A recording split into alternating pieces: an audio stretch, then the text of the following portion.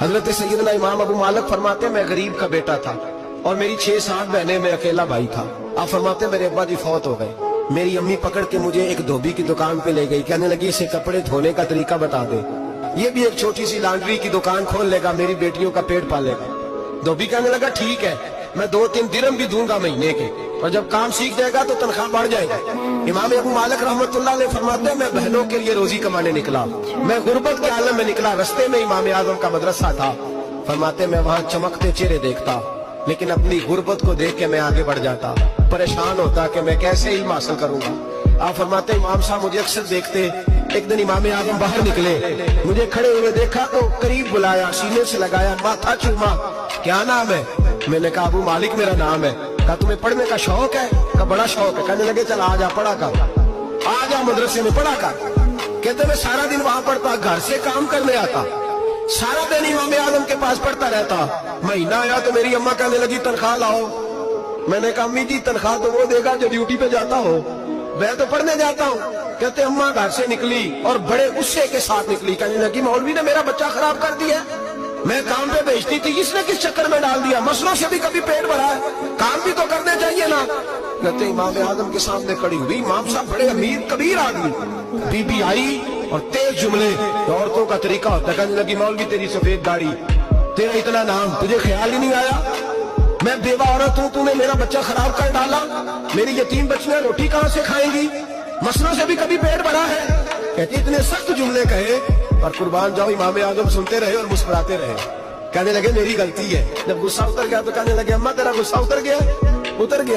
کہنے لگے تیرا بیٹا بڑا نیک ہے، تو اسے پڑھنے دے۔ کہنے لگے چپ کر بے مولوی، یہ پڑھے گا تو میں روٹی کہاں سے کھاؤں گی۔ امام صاحب کہنے لگے مجھے بتائے گی تیرے گھر کا خرچہ کتنا ہے۔ کہنے لگے چپ کر بے مولوی، یہ پڑھے گا تو میں روٹی کہاں سے کھاؤں گی۔ امام صاحب کہنے لگے مجھے بتائے گی تیرے گھر کا خرچہ کتنا ہے۔ کہنے لگی 40 درہم ہے، اور اماں کہتی میں نے جان بوجھ کے زیادہ بتائے، میں نے کہا 40 درہم خرچہ ہے، تو دے گا؟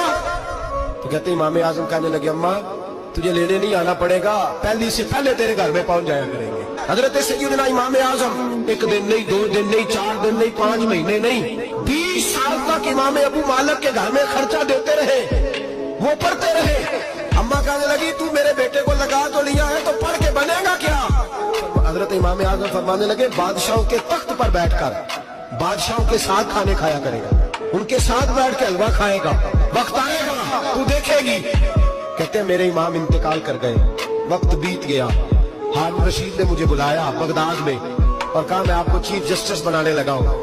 کہتے ہیں میں خوشی سے سجدے کرنے لگا، میں چیف جسٹس بنا۔ میں نے اپنی اماں کو خط لکھا کہ اماں بغداد آ جا، تیرے بیٹے کو اللہ نے بڑی شان عطا کر دی ہے۔ فرماتے ہیں ہارون رشید کی بیوی بڑی اولیاء کی، علماء کی بڑی فرما بردار تھی، محبت کرنے والی تھی، اس نے حلوہ بنا کے بھیجا، کھانا بنا کے بھیجا۔ ہارون رشید تخت پہ بیٹھ کے کھانے لگا تو کہنے لگا امام صاحب آپ بھی یہیں آ جائیں میرے ساتھ۔ کہتے ایک کونے میں وہ بیٹھ گیا، ایک میں بیٹھ گیا، بیچ میں کھانا رکھ لیا۔ اتنی دیر میں میری اماں بھی پہنچ گئی۔ جب اماں نے مجھے تخت پہ بیٹھے دیکھا، وہ کل تک جو بہنوں کے لیے 4 دینار نہیں لا سکتا تھا، تخت پہ بیٹھ کے جب روٹی کھاتے دیکھا تو اماں تڑپ گئی۔ میں نے کہا اماں کیا ہوا؟